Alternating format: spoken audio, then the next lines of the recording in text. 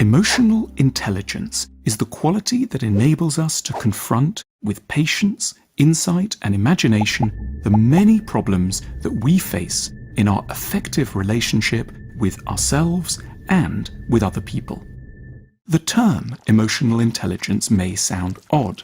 We're used to referring to intelligence just as a general quality, without unpicking a particular variety a person might possess, and therefore we don't tend to highlight the value of a distinctive sort of intelligence which currently does not enjoy the prestige it should. Every sort of intelligence signals an ability to navigate well around a particular set of challenges: mathematical, linguistic, technical, commercial.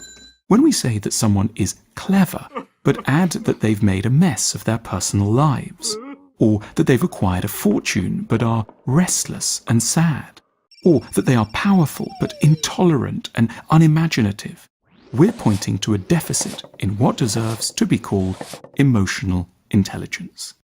In social life, we can feel the presence of emotional intelligence in a sensitivity to the moods of others, and in a readiness to grasp the surprising things that may be going on for other people beneath the surface. Emotional intelligence recognizes a role for interpretation, and knows that, for example, a fiery outburst might be a disguised plea for help, or that a long political rant may be provoked by hunger, or that concealed within a forceful jolliness may be a sorrow that has been sentimentally disavowed. In relation to ourselves, emotional intelligence shows up in a skepticism around our emotions, especially those of love, desire, anger, envy, anxiety, and professional ambition. The emotionally intelligent refuse to just trust their first impulses, or the inherent wisdom of their feelings. They know that hatred may mask love, that anger may be a cover for sadness, and that we are prone to huge and costly inaccuracies around whom we desire and what we really want.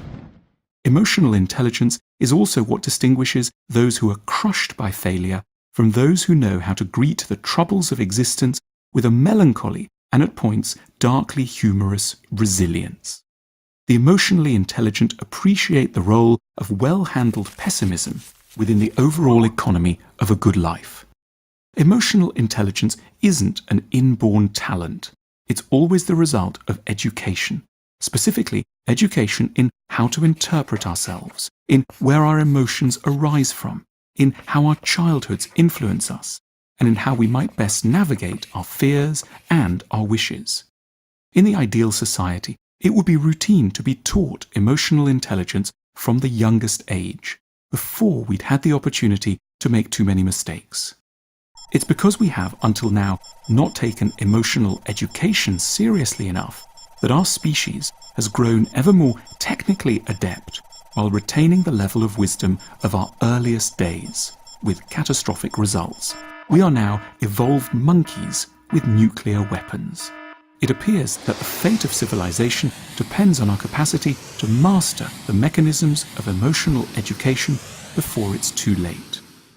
An emotional education means something far beyond just normal education as we've conceived of it to date. Though it should ideally include courses in every year of school or college, emotional education is more than something that should just take place in classrooms at the hands of teachers and come to a halt around the age of 21. The central vehicle for the transfer of emotional intelligence is culture, from its highest to its most popular level. Culture is the field that can ritualize and consistently promote the absorption of emotional intelligence. The lessons might be embedded in a tragedy or a TV series, a pop song or a novel, a work of architecture or a YouTube film. We can envisage the entire apparatus of culture as a subtle mechanism designed to point us towards greater emotional intelligence.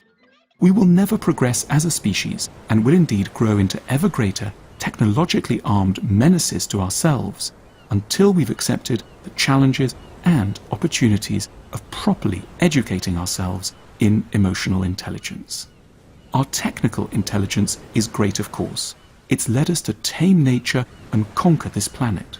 but a wiser, saner future for the human race must depend on a capacity to master and then seductively teach one another the rudiments of emotional intelligence, while there is still time.